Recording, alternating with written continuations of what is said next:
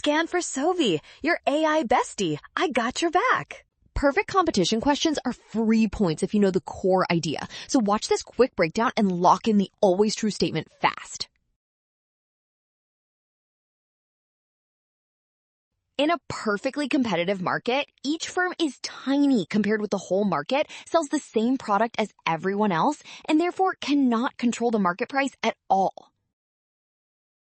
Because each firm is just one of many competitors, it is a price taker, not a price maker. So the always true statement is that firms have no market power. That also knocks out the others because differentiated products, positive economic profit, high barriers, and few competitors describe markets that are not perfectly competitive. Well done! Option A, scan now. Trap, rushing toward fancy market features. Rule, trust the definition and check each choice against perfect competition.